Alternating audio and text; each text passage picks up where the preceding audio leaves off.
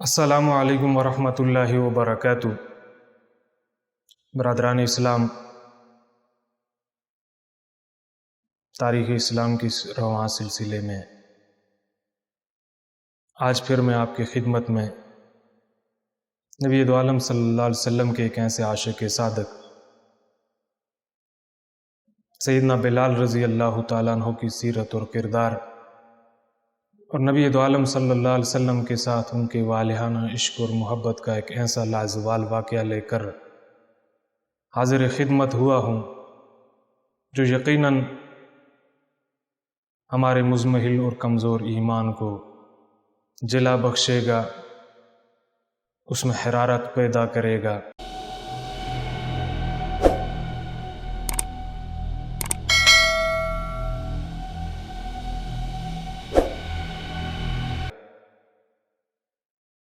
سامعین گرامی القدر، جب نبی دو عالم صلی اللہ علیہ وسلم کا وصال ہوا ہے اور اس وصال کے بعد جب تک نبی دو عالم صلی اللہ علیہ وسلم مدفون نہیں ہوئے، تب تک سیدنا بلال رضی اللہ تعالیٰ عنہ مسجد نبوی میں مؤذن کے فرائض سر انجام دیتے رہے۔ لیکن ان ایام میں بھی جب اللہ کے نبی صلی اللہ علیہ وسلم ابھی حجرے میں موجود تھے، جب سیدنا بلال رضی اللہ تعالیٰ عنہ اذان دیتے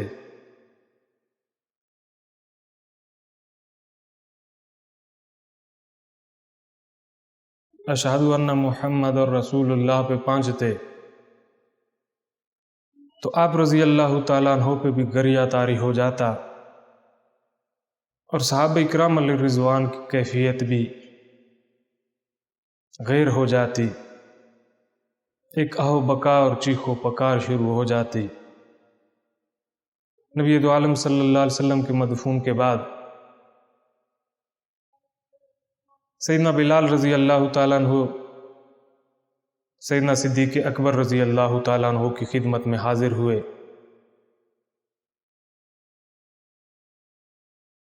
اور آ کر عرض کیا کہ امیر المومنین،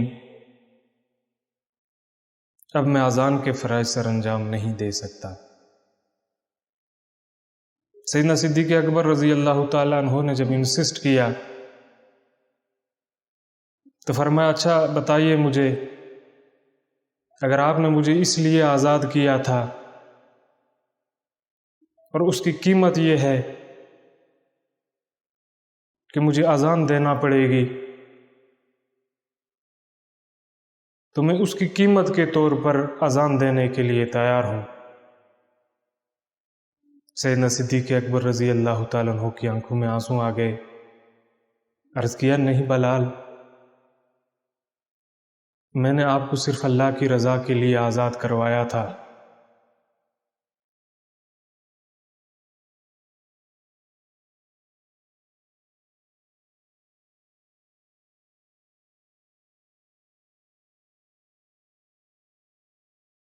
میں نے صرف اللہ کی رضا کے لیے آپ کو آزاد کروایا تھا۔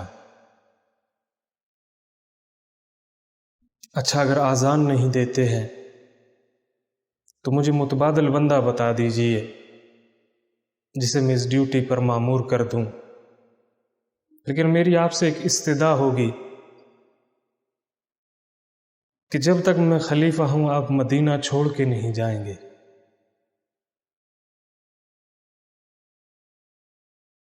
بادل نخواستہ سیدنا بلال رضی اللہ تعالیٰ عنہ نے بادشاہ صدق و وفا کی یہ شرط مان لی، جب تک سیدنا صدیق اکبر رضی اللہ تعالیٰ عنہ خلیفہ رہے آپ مدینہ کے اندر ہی رہے، لیکن آذان نہیں دی۔ لیکن جب سیدنا صدیق اکبر رضی اللہ تعالیٰ عنہ کا انتقال ہو گیا تو آپ سیدنا عمر رضی اللہ تعالیٰ عنہ کی خدمت میں حاضر ہوئے اور آ کر عرض کیا، امیر المومنین، اللہ کے نبی صلی اللہ علیہ وسلم کا سب سے پسندیدہ کام اس دنیا کے کاموں میں جہاد تھا، میں اب مدینہ کے اندر نہیں رہ سکتا، اور جہاد اس وقت جو شام کی سرحدوں تک پھیل چکا تھا، وہاں جانے کا ارادہ ظاہر کیا۔ حضرت عمر رضی اللہ تعالیٰ نے بہت منت سماجت کی، لیکن سیدنا بلال رضی اللہ تعالیٰ عنہ نے اصرار کیا اور چلے گئے۔ وہاں شام کے اندر جہاد میں شامل رہے۔ ایک دن خواب میں نبی دو عالم صلی اللہ علیہ وسلم کی زیارت ہوئی ہے، اور آقا صلی اللہ علیہ وسلم نے فرمایا، بلال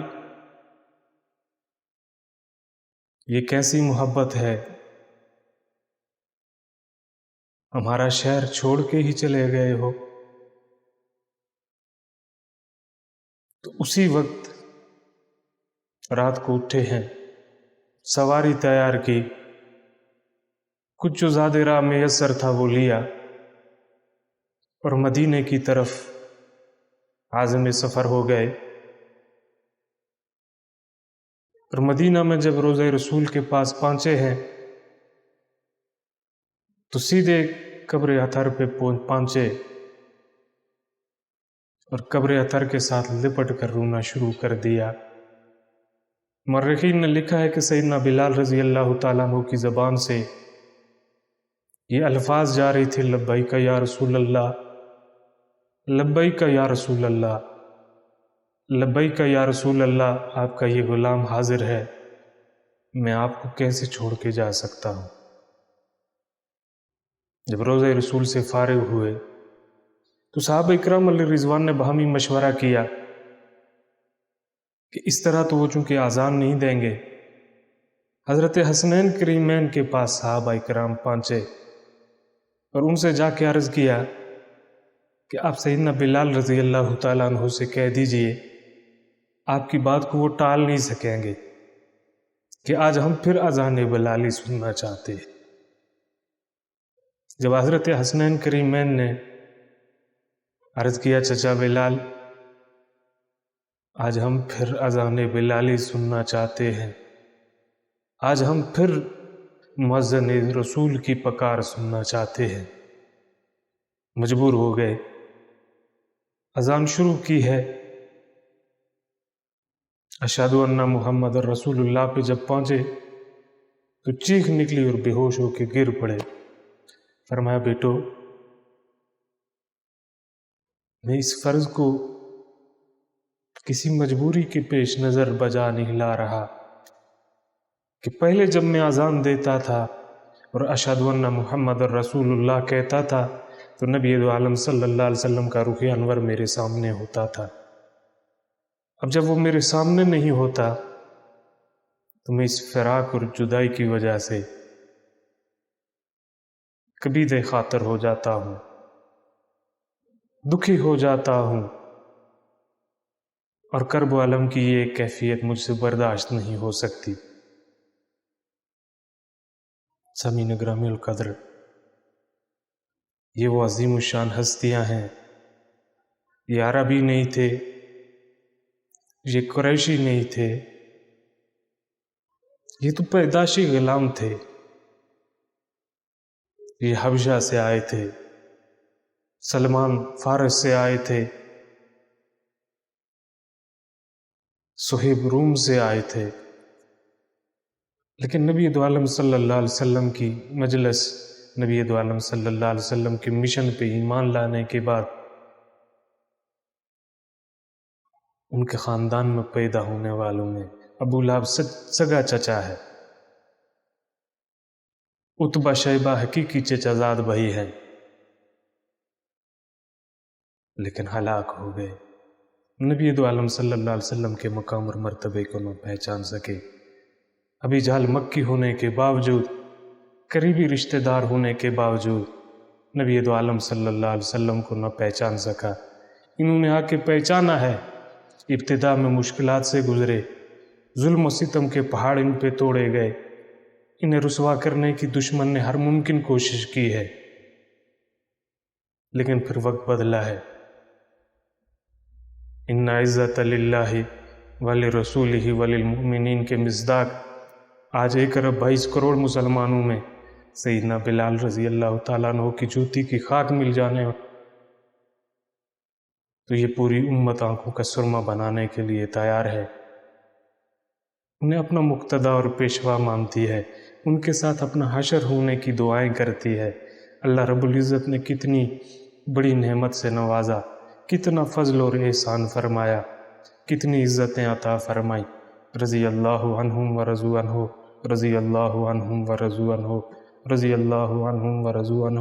اللہ رب العزت ہمیں بھی حضرت بلال رضی اللہ تعالیٰ عنہ والا عشق نصیب فرمائے، ان کی تابع داری، ہمارا حشر ان کے ساتھ فرمائے۔ اگر آپ ہمارے اس چینل پر نئے ہیں اور ابھی تک اس کو سبسکرائب نہیں کیا ہے تو کائنڈلی اس کو سبسکرائب بھی کر دیجئے، ساتھ میں دیے گئے بیل کے آئیکن کو بھی پریس کر دیجئے اور اپنے دوست اور احباب کے ساتھ لازمی شیئر کیجئے تاکہ کار خیر کے اس کام میں آپ کا حصہ بھی شامل ہو سکے۔ ملتے ہیں اگلی نشست میں، تب تک اجازت دیجئے۔ فی امان اللہ، السلام علیکم۔